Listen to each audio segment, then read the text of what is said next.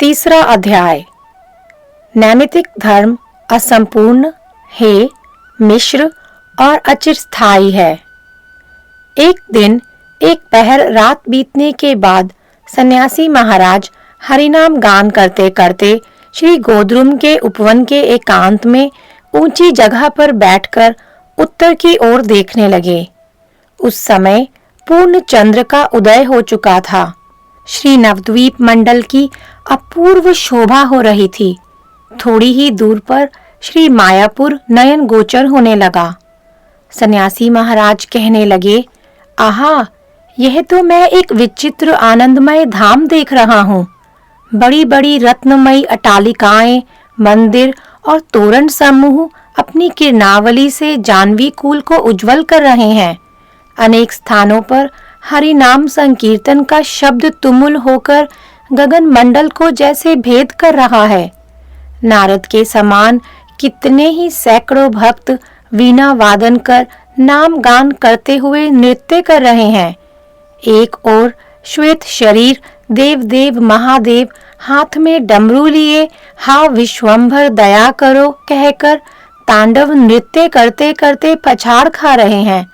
दूसरी ओर चतुर्मुख ब्रह्मा वेदवादी ऋषियों की सभा में बैठकर महान प्रभुर्वै पुरुषः सत्वशेषः प्रवर्तकः सुनिर्मलामीमां प्राप्तिम ईशानो ज्योतिरव्यः। श्वेताश्वतर उपनिषद 3:12। यह पुरुष निश्चय ही महान प्रभु अर्थात महाप्रभु हैं। वे ही अंतःकरण अर्थात बुद्धि वृत्ति के प्रवर्तक हैं। उनकी कृपा से सुनिर्मल शांति प्राप्त होती है। वे ज्योति स्वरूप अर्थात कनक कांति युक्त एवं अव्यय या हास या विधि शून्य प्रेममय है। यह वेद मंत्र पाठ करके इसकी निर्मल व्याख्या कर रहे हैं। कहीं इंद्र आदि देवगण जय प्रभु गौरचंद्र जय नित्यानंद कहकर उछल कूद कर रहे हैं। पक्षी वृंद डालों पर बैठकर गौर निताई की पुकार कर रहे हैं। भ्रमर गौर नाम रस पान में मत्त होकर पुष्पोद्यान में चतुर्दिक गुंजन कर रहे हैं। प्रकृति देवी गौर रस से उन्मत्त होकर सर्वत्र अपनी छटा बिखेर रही हैं। आहा, दिन में जब मैं श्री मायापुर का दर्शन करता हूँ तब तो यह कुछ भी नहीं देख पाता। आज यह क्या देख रहा हूँ। फिर श्री गुरुदेव का स्मरण करके कहने लगे, प्रभो, आज मैंने समझ लिया है कि आपने कृपा करके मुझे अपराकृत मायापुर के दर्शन कराए हैं। आज से मैं भी श्री गौरचंद्र का निजजन कहकर अपना परिचय दूंगा। मैं देखता हूँ कि इस अपराकृत नवद्वीप में सभी तुलसी की माला, तिलक और नामांकित उत्तरीय धारण किए हुए हैं। मैं भी ऐसा ही करूंगा। ऐसा कहते कहते सन्यासी महाराज की एक प्रकार की अचेतन अवस्था हो गई। थोड़ी देर में ही उन्हें फिर बाह्य ज्ञान हुआ। ज्ञान तो हुआ, किंतु वह अपूर्व चिन्मय दृश्य फिर नयन गोचर न हो सका। तदनंतर सन्यासी महाराज ने रोते रोते कहा, मैं बड़ा ही सौभाग्यशाली हूँ, क्योंकि श्री गुरु की कृपा लाभ कर क्षण भर श्री नवद्वीप धाम के दर्शन तो कर लिए। दूसरे दिन सन्यासी महाराज अपना एक दंड जल में विसर्जन कर गले में त्रिकंठी तुलसी की माला और ललाट पर ऊर्ध्व पुंड्र धारण करके हरि हरि कहते हुए नृत्य करने लगे। गोद्रुम वासी वैष्णवगण उनका अपूर्व नूतन वेश और भाव देखकर उन्हें धन्य धन्य कहकर दंडवत प्रणाम करने लगे। सन्यासी महाराज ने इस समय कुछ लज्जित होकर कहा, अहो, मैंने वैष्णवों का कृपा पात्र बनने के लिए यह वैष्णव वेश ग्रहण किया, किंतु यह एक और बाधा खड़ी हो गई। मैंने श्री गुरुदेव के मुख से बारंबार ऐसा सुना है, त्रिनाद अपि सुनिचेन तरोर अपि सहिष्णुना अमानीना मान देना कीर्तनीय सदा हरि। चैतन्य चरितामृता अंत्यलीला 20/21। अर्थात तृण की अपेक्षा भी सुनीच और वृक्ष की अपेक्षा भी सहनशील होकर स्वयं अभिमान शून्य होकर औरों को सम्मान देते हुए सर्वदा हरि कीर्तन करना चाहिए। जिन्हें मैं अपना गुरु मानता हूँ, अब वे ही वैष्णव जन मुझे प्रणाम करते हैं, मेरी क्या गति होगी। इस प्रकार मन ही मन सोचते सोचते वे परमहंस बाबा जी के पास गए और उन्हें साष्टांग दंडवत प्रणाम कर नतमस्तक हो खड़े हो गए। बाबा जी माधवी मंडप में बैठकर हरि नाम कर रहे थे। उन्होंने सन्यासी महाराज का संपूर्ण वेश परिवर्तन और नाम के प्रति भावोदय देखकर प्रेमाश्रुओं से उनको नहलाते हुए गले लगा लिया और कहा, वैष्णवदास, आज तुम्हारे मंगलमय शरीर का स्पर्श करके मैं कृतार्थ हो गया। ऐसा कहने के साथ ही साथ सन्यासी महाराज का पूर्व नाम दूर हो गया। अब वे वैष्णवदास के नाम से परिचित हुए। सन्यासी को आज से एक अपूर्व जीवन प्राप्त हुआ। मायावादी सन्यासी का वेश, सन्यास आश्रम का अहंकार पूर्ण नाम और अपने को महत्व समझने का अभिमान, सब कुछ दूर हो गया। तीसरे पहर श्री प्रद्युम्न कुंज में श्री गोद्रुम और श्री मध्य द्वीप के अनेक वैष्णव परमहंस बाबा जी का दर्शन करने आए थे। वे परमहंस बाबा जी को चारों ओर से घेर कर बैठे थे। सभी तुलसी की माला से हरिनाम का जप कर रहे थे। कोई कोई हा गौरांग नित्यानंद, कोई कोई हा सीतानाथ और कोई कोई जय सच्चिनंदन इत्यादि कहते हुए आंसुओं से तर हो रहे थे। सभी परस्पर इष्ट गोष्ठी कर रहे थे। वैष्णव जन तुलसी की परिक्रमा कर वैष्णवों को दंडवत प्रणाम कर रहे थे। इसी समय वैष्णवदास श्री विंदा देवी की परिक्रमा करके वैष्णवों की पदरज में लौटने लगे। कोई कोई महात्मा आपस में कानाफूसी करने लगे। यही ना वे सन्यासी महाराज हैं? आज इनकी कैसे अद्भुत मूर्ति हो रही है। वैष्णवों के सामने पृथ्वी पर लौटते हुए वैष्णवदास कह रहे थे, आज मैं वैष्णवों की चरण रज पाकर कृतार्थ हो गया। श्री गुरुदेव की कृपा से मैंने अच्छी तरह से जान लिया है कि वैष्णव पदरज के बिना जीव की और गति नहीं है। वैष्णव पदरज, वैष्णवोदक और वैष्णव की अधर सुधा, ये तीन वस्तुएं भव रोग की औषध और भव रोगी के लिए पथ्य हैं। इससे केवल भव रोग ही दूर होता हो ऐसी बात नहीं, अपितु जिनका भव रोग दूर हो गया है, ऐसे पुरुषों को इनसे परम भोग भी लाभ होता है। हे वैष्णवगण, ऐसा ना समझें कि मैं अपने पांडित्य का अहंकार प्रकाश कर रहा हूँ। मेरा हृदय आजकल सब अहंकारों से शून्य हो गया है। ब्राह्मण कुल में जन्म हुआ था, सभी शास्त्रों का अध्ययन किया था और चतुर्थ आश्रम में प्रवेश भी किया था। उस समय मेरे अहंकार की सीमा न थी, किंतु जब से मैं वैष्णव तत्व की ओर आकृष्ट हुआ, तब से मेरे हृदय में एक दीनता का बीज रोपित हो गया है। मैं क्रमशः आप लोगों की कृपा से जन्म अहंकार, विद्यामद और आश्रम गौरव को दूर कर चुका हूँ। इस समय मुझे जान पड़ता है कि मैं एक निराश्रित क्षुद्र जीव हूँ। वैष्णव चरणाश्रय के बिना मेरी और किसी प्रकार से गति नहीं है। ब्राह्मणत्व, विद्या और सन्यास ये मेरा अधःपतन कर रहे थे। मैंने सरल भाव से आप लोगों के चरणों में सब बातें कह दी हैं। आप अपने दास का जो करना हो करें। वैष्णवदास के इन दीनतापूर्ण वचनों को सुनकर उनमें से अनेक कह उठे, हे भागवत प्रवर, आप जैसे वैष्णव की चरण रेणु प्राप्त करने के लिए हम ललायित हैं। कृपा पूर्वक हमें अपनी पदरज देकर कृतार्थ करें। आप परमहंस बाबा जी के कृपा पात्र हैं। हमें भी अपना संगी बनाकर पवित्र कीजिए। आप जैसे भक्तों के संग से ही भक्ति पाई जाती है। शास्त्र का कथन है, भक्तिस्तु भगवत भक्त संगेन परिजायते, सत्संगः प्राप्यते पुंभिः सुकृते पूर्व संचिते। बृहन्नारदीय पुराण 4:33। अर्थात भगवत भक्तों के संग प्रभाव से भक्ति वृत्ति का उदय होता है। जीव अपने पूर्व जन्मों के संचित सुकृत्य के फल से ही विशुद्ध भक्तों का संग पाते हैं। हमारी पुंज पुंज भक्ति पोषक सुकृति थी, इसी से हमने आपका सत्संग पाया है। अब हम आपके सत्संग से हरि भक्ति लाभ करने की आशा करते हैं।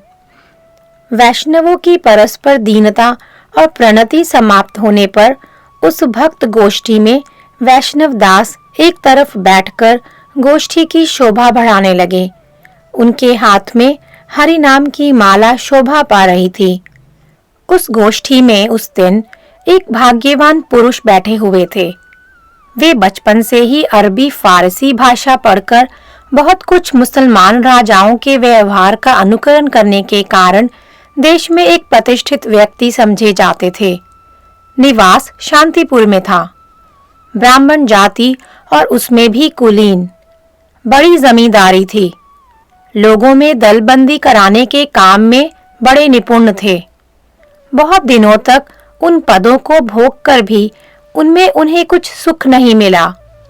अंत में उन्होंने हरि नाम संकीर्तन आरंभ कर दिया। बाल्यकाल में ही दिल्ली के बड़े-बड़े उस्तादों से इन्होंने राग रागनियों की शिक्षा पाई थी। उसी शिक्षा के बल से वे हरिनाम संकीर्तन में भी मुखिया बन बैठे थे। यद्यपि वैष्णव लोग उनके उस्तादी सुरों को पसंद नहीं करते थे, तथापि संकीर्तन में वे थोड़ी-थोड़ी गलेबाजी दिखाकर अपना महात्म्य प्रकट करते-करते प्रशंसा की अभिलाषा से औरों का मुंह ताकने लगते थे। कुछ दिनों तक ऐसा करते-करते उन्हें नाम संकीर्तन में कुछ सुख मिलने लगा। उसके बाद उन्होंने श्री नवद्वीप में वैष्णवों के निकट गान कीर्तन में सम्मिलित होने के लिए श्री गोद्रुम में आकर एक वैष्णव आश्रम में डेरा डाला। एक दिन एक वैष्णव के साथ वे प्रद्युम्न कुंज की मालती माधवी मंडप में बैठे थे।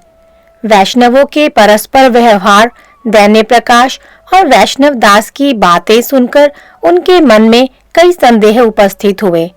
वे बोलने में निपुण थे, इसलिए साहसपूर्वक उस वैष्णव सभा में जिज्ञासा कर बैठे।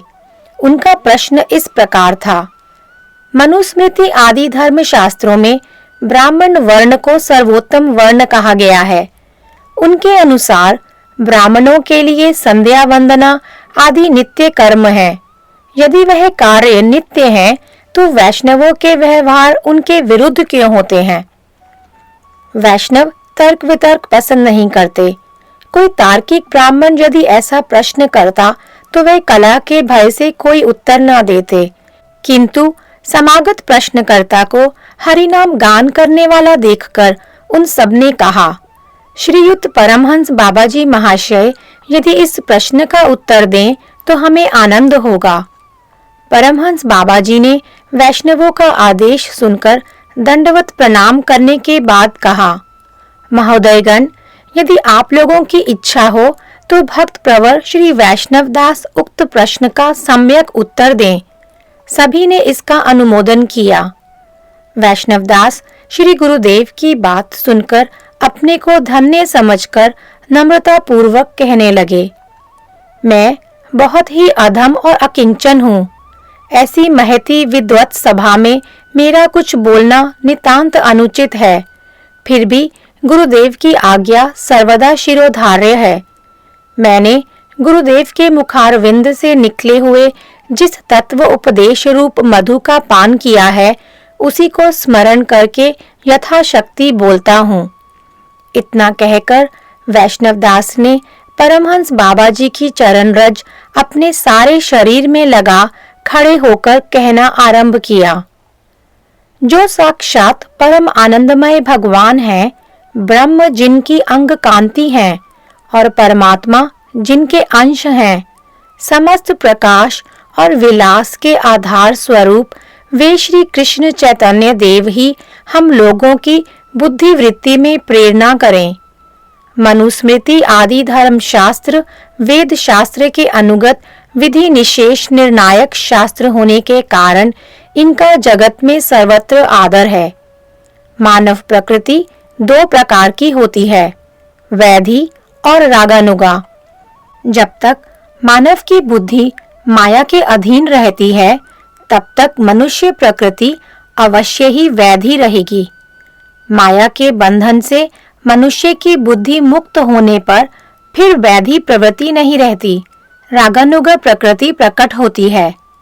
रागानुगा प्रकृति ही जीव की शुद्ध प्रकृति, स्वभाव सिद्ध, चिन्मय और जड़ मुक्त है।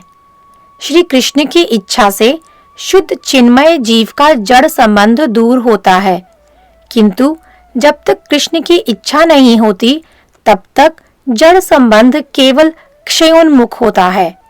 उस क्षयोन्मुख अवस्था में मानव बुद्धि स्वरूपतः जड़ मुक्त नहीं होती है, अर्थात उस समय भी वस्तुतः जड़ मुक्त नहीं होती है। वस्तुतः जड़ मुक्त होने पर शुद्ध जीव की रागात्मिका वृत्ति स्वरूपतः और वस्तुतः उदित होती है। ब्रजवासियों की प्रकृति ही रागात्मिका प्रकृति है। क्षयोन्मुख अवस्था में उसी प्रकृति के अनुगत होने से जीव रागानुगा हो पड़ते हैं। जीव के लिए यह अवस्था बड़ी ही उपादेय होती है। वह अवस्था जब तक उपस्थित नहीं होती, तब तक मानव बुद्धि का अनुराग मायिक वस्तुओं में ही रहता है। निसर्ग के कारण या माया के कारण परिवर्तित स्वभाव से मूढ़ जीव मायिक विषयों के अनुराग को ही अपना स्वाभाविक अनुराग समझने की भूल करता है। चिद विषय का स्वाभाविक विशुद्ध अनुराग उस समय भी नहीं होता। मायिक विषय में मैं और मेरा ये दो अभिमान गाढ़े रूप से कार्य करते हैं। यह देह मेरी है और देह ही मैं हूँ। इस बुद्धि के द्वारा इस जड़ देह के सुखदायक व्यक्ति और वस्तु के प्रति प्रीति तथा सुखबाधक व्यक्ति और वस्तु के प्रति द्वेष सहज ही हुआ करता है। इस राग द्वेष के वशीभूत होकर मूढ़ जीव दूसरे के प्रति शारीरिक, सामाजिक और नैतिक प्रीति या विद्वेष प्रकट कर उसे शत्रु मित्र जानता है। विषयों के लिए विवाद करता है। कनक और कामिनी में मिथ्या प्रीति करके सुख दुख के अधीन हो पड़ता है। इसी का नाम संसार है। इस संसार में आसक्त होकर जन्म मरण कर्मफल ऊंच नीच अवस्था लाभ कर मायाबद्ध जीव भ्रमण करते हैं। इन जीवों को चिद अनुराग सहज नहीं जान पड़ता। चिद अनुराग क्या चीज है, इसकी भी उन्हें उपलब्धि नहीं होती। आहा, चिद अनुराग ही जीव का स्वधर्म और नित्य प्रकृति है। इसे भूलकर जड़ अनुराग में विभोर होकर चित्कण स्वरूप जीव अधोगति का भोग करता है। संसार में प्रायः सभी जीव इस दुर्दशा को दुर्दशा समझते ही नहीं।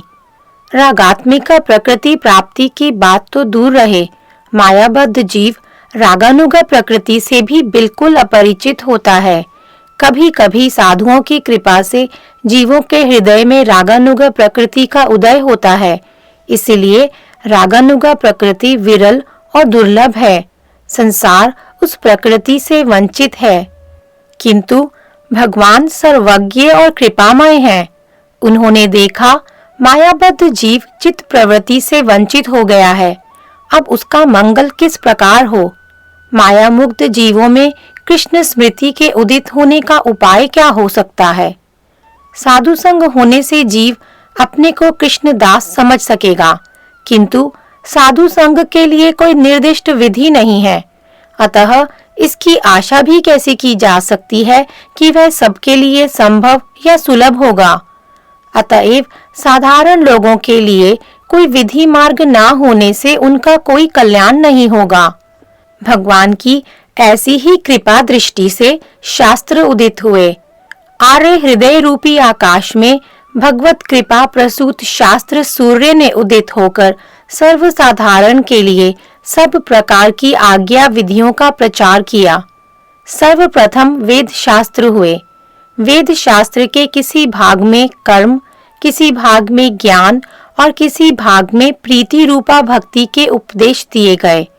माया मुक्त जीवों की अनेक अवस्थाएं हैं।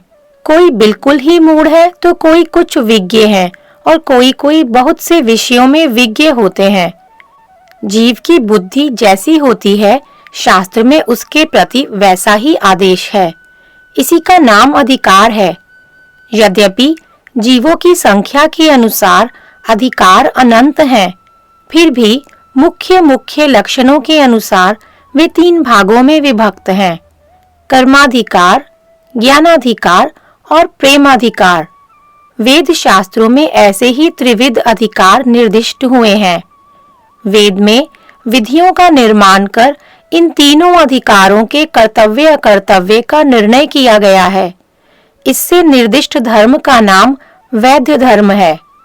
मनुष्य जिस प्रवृत्ति से परिचालित होकर उस धर्म को ग्रहण करते हैं, उस प्रवृत्ति का नाम वैधी प्रवृत्ति है।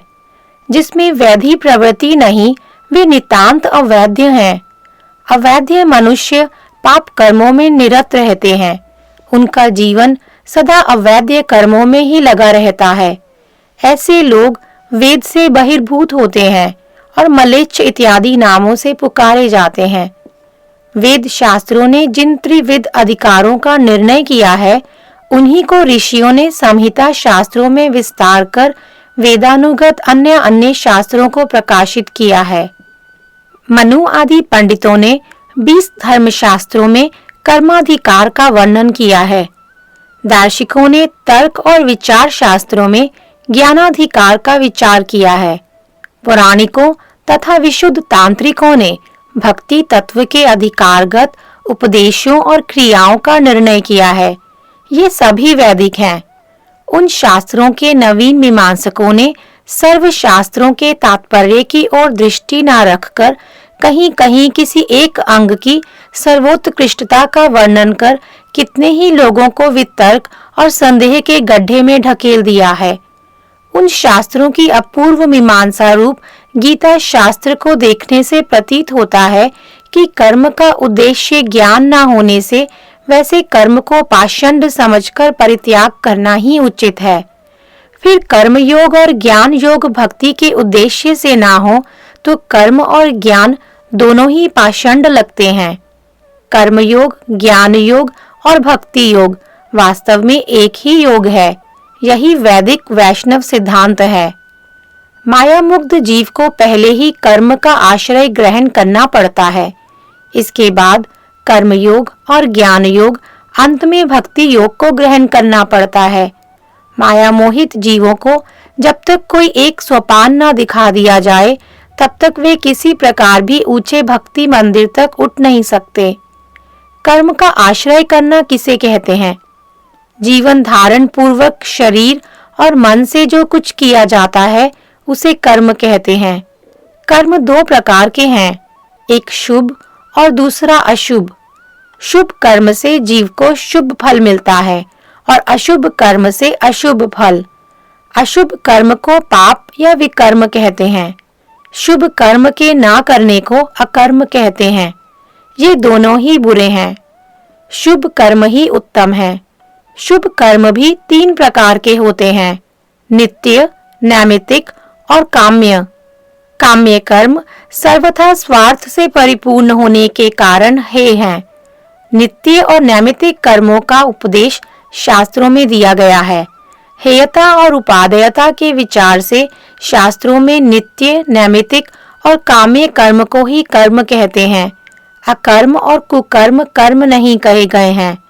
इस तरह जब काम्य कर्म को भी हेय समझकर त्याग दिया गया है, तब नित्य और नैमित्तिक कर्म ही कर्म है। शरीर, मन, समाज और परलोक के मंगलजनक कर्म को नित्य कर्म कहते हैं। नित्य कर्म सभी के लिए कर्तव्य कर्म है।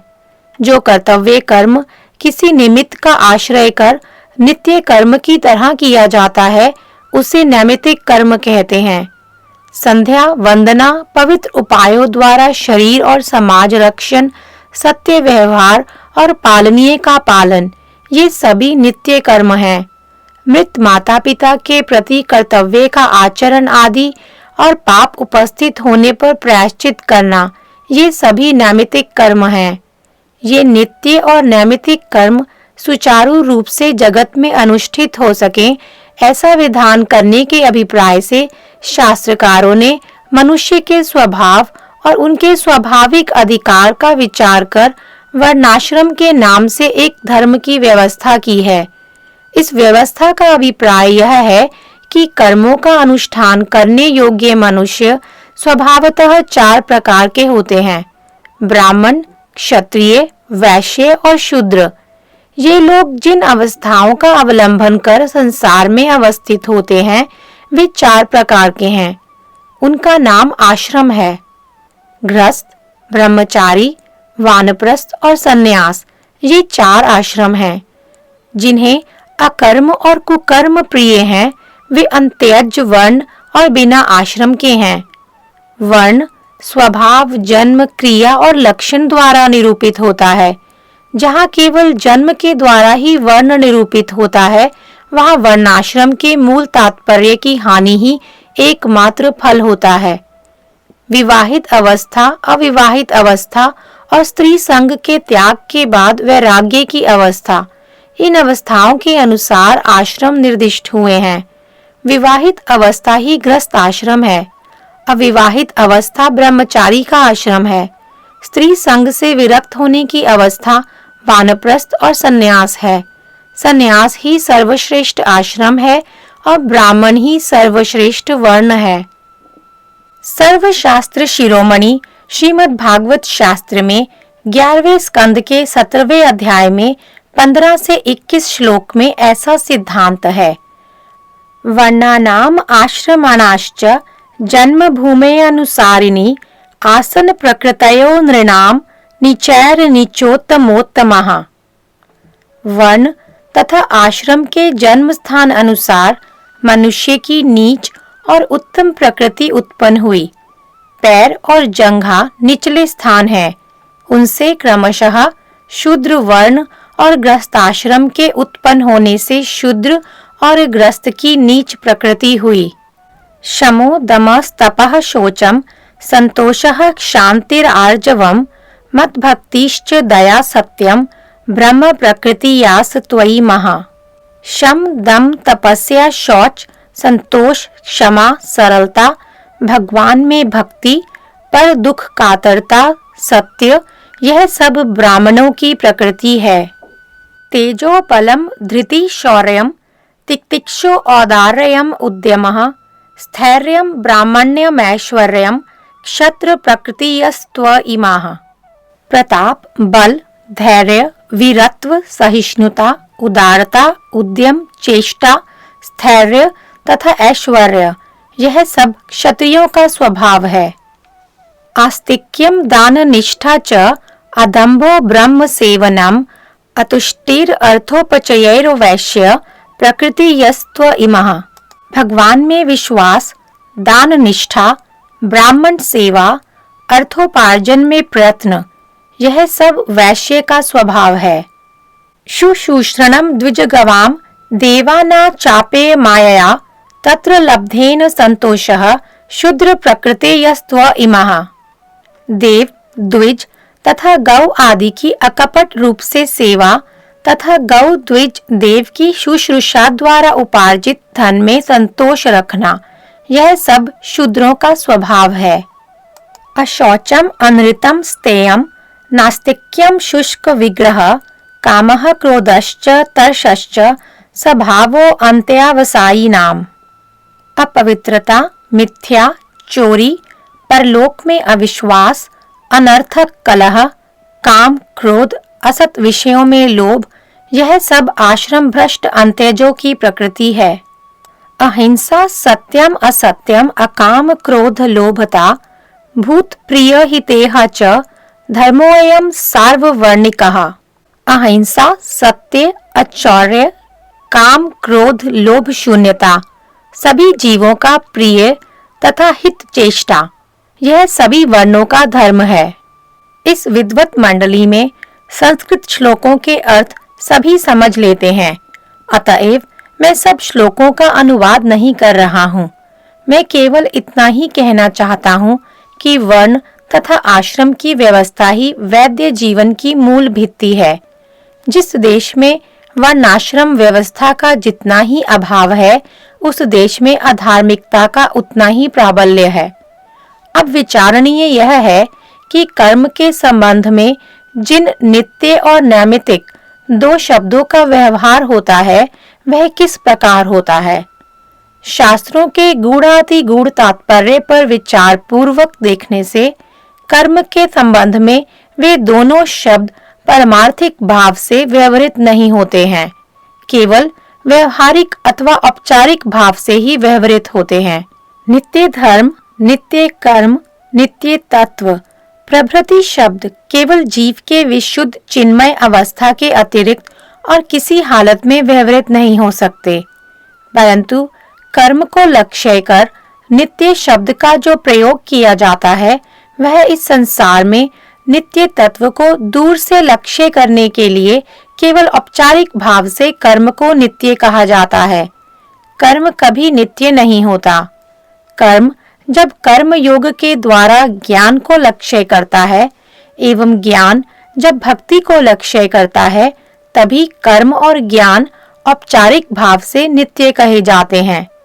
ब्राह्मणों की संध्या वंदना को नित्य कर्म कहने से केवल यही समझा जाता है कि शारीरिक भौतिक क्रियाओं के माध्यम से भक्ति को जो दूर से उद्देश्य करने वाला मार्ग है, वह नित्य धर्म को लक्ष्य करने के कारण नित्य है। वह वस्तुतः नित्य नहीं है, इसका नाम उपचार है। वस्तुतः विचार करने पर जीव के लिए कृष्ण प्रेम ही एकमात्र नित्य कर्म है। इसका तात्विक नाम विशुद्ध चिद अनुशीलन है। इस कार्य की साधना के लिए जिस जड़ कार्य का अवलंबन करना पड़ता है, वह नित्य कर्म का सहायक होता है। अतः ऐसे कर्मों को नित्य कर्म कहने में कोई दोष नहीं है। तात्विक रूप से देखने पर उसे नित्य ना कहकर नैमित्तिक कहना ही उचित होगा। कर्म में जो नित्य नैमित्तिक विभाग हैं, वह केवल व्यवहारिक हैं, तात्विक नहीं। वस्तु का विचार करने से शुद्ध चिद अनुशीलन ही जीव का नित्य धर्म है। अन्य जितने प्रकार के धर्म हैं, वे सभी नैमित्तिक हैं। वर्णाश्रम धर्म, अष्टांग योग, सांख्य ज्ञान तथा तपस्या, ये सभी नैमित्तिक धर्म हैं। जीव यदि बद्ध ना होता तो इन धर्मों की कोई आवश्यकता ना होती। जीव बद्ध होने से माया मुग्ध अवस्था ही एक निमित्त है। उस निमित्त से ही उपरोक्त धर्म समूह वर्णाश्रम आदि धर्म हुए हैं। अतएव तात्विक विचार से ये सभी नैमित्तिक धर्म हैं। ब्राह्मण की श्रेष्ठता संध्या वंदन आदि कर्म और उनका कर्म त्याग करने पर संन्यास ग्रहण, ये नैमित्तिक धर्म हैं। ये सब कर्म धर्म शास्त्रों में प्रशस्त और अधिकार भेद से नितांत उपादेय माने गए हैं। तथापि नित्य कर्मों के सामने इनका कोई सम्मान नहीं है।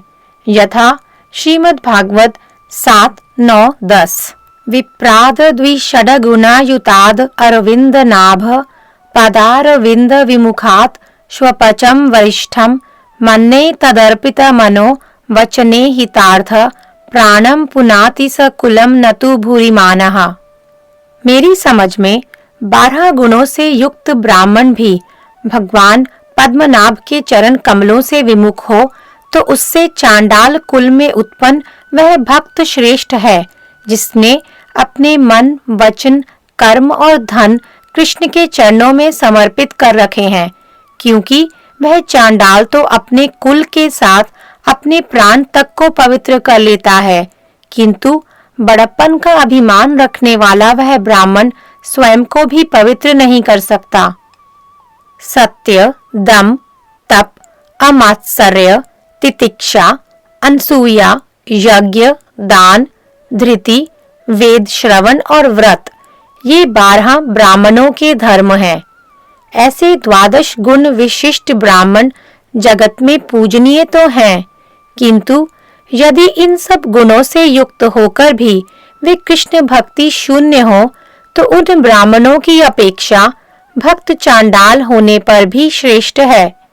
तात्पर्य यह है कि चांडाल के वंश में जन्म लाभ कर साधु संग रूप संस्कार द्वारा जो व्यक्ति जीव के नित्य धर्म रूप चिद अनुशीलन में लगे हैं, वे शुद्ध चिद अनुशीलन रूपी नित्य धर्म अनुशीलन से विरत किंतु नैमित्तिक धर्मों में निरत रहने वाले ब्राह्मण की अपेक्षा भी श्रेष्ठ हैं। जगत में दो प्रकार के मनुष्य हैं, अर्थात उदित विवेक और अनुदित विवेक। अनुदित विवेक मनुष्य ही संसार में प्रायः छाए हुए हैं। उदित विवेक बहुत कम है। अनुदित विवेक मनुष्यों में ब्राह्मण सबसे श्रेष्ठ हैं और अपने अपने वर्ण के अनुसार संध्या वंदना आदि नित्य कर्म सभी कर्मों में श्रेष्ठ हैं। उदित विवेक मनुष्य का दूसरा नाम वैष्णव है। वैष्णवों का व्यवहार और अनुदित विवेक मनुष्यों का व्यवहार अवश्य ही पृथक होगा। पृथक होने पर भी वैष्णवों के व्यवहार अनुदित विवेक मनुष्यों के शासन के लिए बनाए गए स्मार्त विधान के तात्पर्य के विरुद्ध नहीं है। शास्त्रों का तात्पर्य सर्वत्र ही एक है। अनुदित विवेक मनुष्य शास्त्र के स्थूल वचनों के एक अंश में आबद्ध रहने के लिए बाध्य हैं। उदित विवेक मनुष्य शास्त्र के तात्पर्य को बंधु भाव से ग्रहण करते हैं। क्रिया में भेद होने पर भी तात्पर्य में भेद नहीं होता। अनधिकारी की दृष्टि में उदित विवेक पुरुषों के व्यवहार साधारण व्यवहार के विरुद्ध प्रतीत होते हैं, किंतु वास्तव में उनके पृथक व्यवहार का मूल तात्पर्य एक है। उदित विवेक मनुष्य की दृष्टि में साधारण लोगों के लिए नैमित्तिक धर्म उपदेश योग्य हैं, किंतु नैमित्तिक धर्म वास्तव में असंपूर्ण है, मिश्र और अचिरस्थायी है। नैमित्तिक धर्म में साक्षात चिद अनुशीलन नहीं है। चिद अनुशीलन के आश्रय में जड़ अनुशीलन को ग्रहण करने से वह केवल चिद अनुशीलन रूप उपाय की प्राप्ति का उपाय मात्र होता है। उपाय उपेय को देकर शांत हो जाता है। अतएव उपाय कभी भी संपूर्ण नहीं, उपेय वस्तु की खंडावस्था मात्र है। अतएव नैमित्तिक धर्म कभी संपूर्ण नहीं। उदाहरण के लिए ब्राह्मणों की संध्या वंदना ही उनके अन्य अन्य कर्मों की तरह क्षणिक और विधि साध्य है। सहज प्रवृत्ति से ये सब कार्य नहीं होते।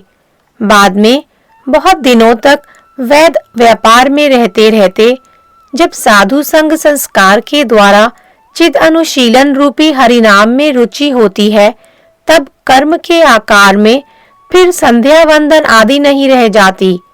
हरिनाम संपूर्ण चिद अनुशीलन है। संध्या वंदन आदि केवल उक्त प्रधान कार्य के उपाय मात्र हैं। वे कदापि संपूर्ण तत्व नहीं हो सकते हैं। नैमित्तिक धर्म सउद्वेशक होने के कारण आदरणीय होने पर भी हे मिश्र है। चित्त तत्व ही उपादेय है। जड़ और जड़ का संग ही जीव के लिए हे है। नैमित्तिक धर्म में अधिक जड़त्व है और उसमें अवान्तर फल इतने अधिक हैं कि जीव उन सब क्षुद्र फलों में पड़ा ही नहीं रह सकता। जैसे ब्राह्मण के लिए ईश्वर उपासना अच्छी बात तो है, किंतु मैं ब्राह्मण हूँ और अन्य जीव मुझसे हीन हैं, ऐसा मिथ्या अभिमान ब्राह्मण की उपासना को तुच्छ फल देने वाला बना देता है। अष्टांग योग आदि में विभूति नामक एक तुच्छ फल जीव के पक्ष में बहुत ही अमंगलजनक है। मुक्ति और भुक्ति ये दोनों ही नैमित्तिक धर्म की अनिवार्य सहचरी हैं। इनसे बचने से ही मूल उद्देश्य है जो चिद अनुशीलन संभव हो सकता है। अतएव नैमित्तिक धर्म में जीव के लिए हेयता का अंश ही अधिक है। नैमित्तिक धर्म अचिरस्थायी होता है। जीव की सभी अवस्थाओं में और सभी समयों में नैमित्तिक धर्म नहीं होता। जैसे ब्राह्मण का ब्राह्म धर्म, क्षत्रिय का क्षात्र धर्म आदि नैमित्तिक धर्म निमित्त के समाप्त होते ही दूर हो जाते हैं। जैसे एक आदमी ने ब्राह्मण जन्म के बाद चंडाल का जन्म पाया, उस समय उसके ब्राह्मण वर्ण का नैमित्तिक धर्म फिर उसका स्वधर्म नहीं रहेगा। स्वधर्म शब्द भी यहाँ औपचारिक है। प्रत्येक जन्म में जीव के स्वधर्म का परिवर्तन होता है, किंतु किसी भी जन्म में जीव के नित्य धर्म का परिवर्तन नहीं होता। नित्य धर्म ही वास्तव में जीव का स्वधर्म है। नैमित्तिक धर्म अचिरस्थायी है। तब यदि पूछिए कि वैष्णव धर्म क्या है, तो उत्तर यह है कि वैष्णव धर्म ही जीव का नित्य धर्म है।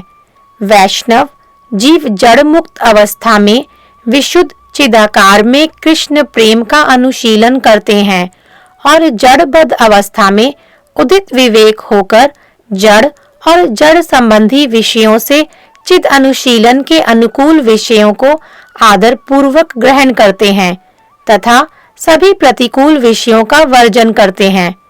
वे शास्त्रीय विधि निषेध के अधीन होकर कोई काम नहीं करते। जो विधि जब हरिभजन के अनुकूल होती है उसका आदर वे उसी समय करते हैं और जो प्रतिकूल होती है तो उसी क्षण उसका अनादर करते हैं। निषेध के संबंध में भी वैष्णवों का व्यवहार वैसा ही होता है। वैष्णव ही जगत के बंधु हैं। वैष्णव ही जगत के मंगलकारी हैं। मुझे जो कुछ कहना था उसे आज मैंने वैष्णव सभा में विनीत भाव से कह सुनाया। आप लोग मेरे दोषों को क्षमा करें। यह कहते हुए जब वैष्णवदास वैष्णव सभा को साष्टांग प्रणाम कर एक किनारे बैठ गए, उस समय वैष्णवों की आंखों से अश्रुधारा प्रवाहित होने लगी। सब लोग एक साथ धन्य धन्य कहने लगे। साथ ही गोद्रुम के कुंज में भी धन्य धन्य की ध्वनि गूंज उठी। जिज्ञासु गायक ब्राह्मण को विचार के अनेक स्थलों पर निगूढ़ सत्य दिखाई दिया और किसी किसी स्थल पर कुछ कुछ संदेह भी उपस्थित हुआ। जैसा भी हो, उनके हृदय में वैष्णव धर्म का श्रद्धा बीज कुछ पुष्ट हुआ। उन्होंने हाथ जोड़कर कहा, महोदयगण, मैं वैष्णव नहीं हूँ, किंतु हरिनाम सुनते सुनते वैष्णव हुआ हूँ। आप लोग यदि कृपा कर मुझे कुछ कुछ शिक्षा दें तो मेरे बहुत से संदेह दूर होंगे। श्री प्रेमदास परमहंस बाबाजी महाशय ने कृपा कर कहा, आप समय समय पर श्रीमान वैष्णव दास का संग किया करें। ये शास्त्रों के बड़े पंडित हैं। वेदांत शास्त्र के गंभीर अध्ययन के बाद संन्यास ग्रहण कर ये वाराणसी में वास करते थे। हमारे प्राणपति श्री कृष्ण चैतन्य ने असीम कृपा प्रकाश करके इन्हें इस नवद्वीप में खींच लिया है। इस समय ये वैष्णव तत्व के पूर्ण पंडित हैं। हरिनाम में इनकी प्रगाढ़ निष्ठा हो गई है। प्रश्नकर्ता का नाम श्री कालिदास लाहिड़ी था। उन्होंने बाबाजी महाशय की बातें सुनकर मन ही मन वैष्णव दास को गुरु मान लिया। उन्होंने सोचा कि ये ब्राह्मण कुल में जन्मे हैं और संन्यास आश्रम भी ग्रहण किए हुए हैं, अतः ब्राह्मण को उपदेश देने के योग्य हैं। इसके अतिरिक्त वैष्णव तत्व में इनका विशेष पांडित्य दिखाई देता है। इनसे वैष्णव धर्म की कितनी ही बातें सीखी जा सकती हैं। ऐसा सोचकर लाहिड़ी महाशय ने वैष्णव दास के चरणों में दंडवत प्रणाम करते हुए कहा, महाशय, आप मुझ पर कृपा करें। वैष्णव दास ने भी उन्हें दंडवत प्रणाम कर उत्तर दिया, आपकी कृपा होने से मैं भी कृतार्थ हो जाऊंगा। उस दिन प्रायः संध्या हो चली थी। लोग अपने अपने घर चले गए। लाहिड़ी महाशय का घर गांव के एक गुप्त स्थान में था, वह भी एक कुंज में। कुंज के बीच में माधवी मंडप और तुलसी देवी का चबूतरा था। दोनों तरफ दो घर थे। आंगन चिता वृक्ष की टड्ढियों से घिरा हुआ था। बेल, नीम और कई फल फूलों के वृक्ष वहां शोभा पा रहे थे। उस कुंज के अधिकारी माधवदास बाबा थे। बाबाजी पहले तो निर्मल संत थे, किंतु संग दोष से उनकी वैष्णवता में विशेष धब्बा लग गया था।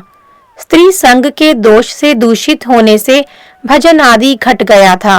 अर्थ अभाव के कारण उनका खर्च भी नहीं चलता था। वे अनेक स्थानों से भिक्षा ग्रहण करते और एक घर किराए पर लेकर निर्वाह करते थे। उसी घर में लाहिड़ी महाशय ने डेरा डाला था। आज आधी रात को लाहिड़ी महाशय की नींद टूटी। वे बाबा वैष्णव दास की वक्तृता के सारार्थ पर मन ही मन विचार करने लगे। इसी समय आंगन में कुछ शब्द हुआ। उन्होंने बाहर निकलकर देखा कि बाबा माधव दास एक स्त्री के साथ आंगन में खड़े होकर बातें कर रहे हैं। उन्हें देखते ही स्त्री भाग गई। लाहिड़ी महाशय के आगे लज्जित हो बाबा माधव दास चुपचाप खड़े रहे।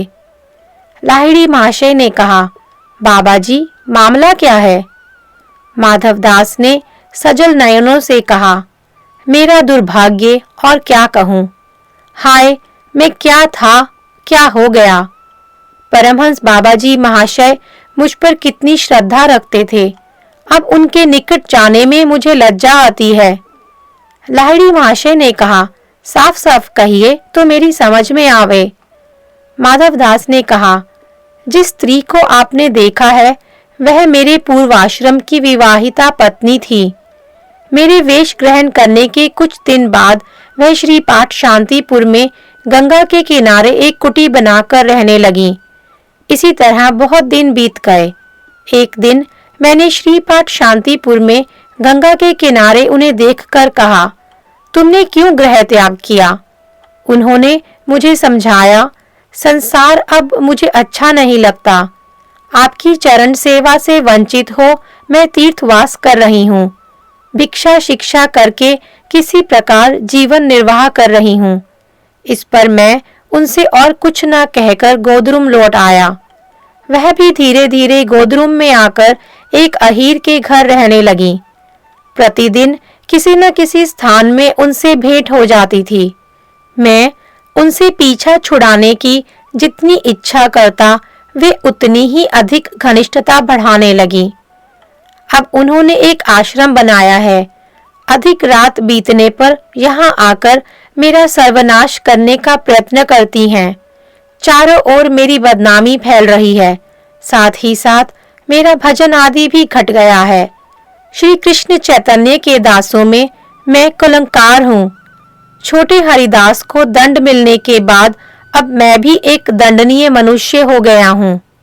श्री गोदरुम के बाबा लोगों ने कृपा कर अब तक मुझे दंड नहीं दिया, किंतु अब मुझ पर श्रद्धा नहीं करते। उनकी बातें सुनकर लाहिड़ी महाशय ने कहा, बाबा माधव दास जी, अब आप सावधान हो जाइए। ऐसा कहते हुए वे अपनी कोठरी में चले गए। बाबा जी भी अपनी गद्दी पर चले गए। रात को लाहिड़ी महाशय को नींद न आई। वे मन ही मन कहने लगे कि बाबा माधव दास संन्यास आश्रम का परित्याग कर पुनः ग्रस्त आश्रम में प्रवेश कर बांताशी होकर अधोपथ को गए।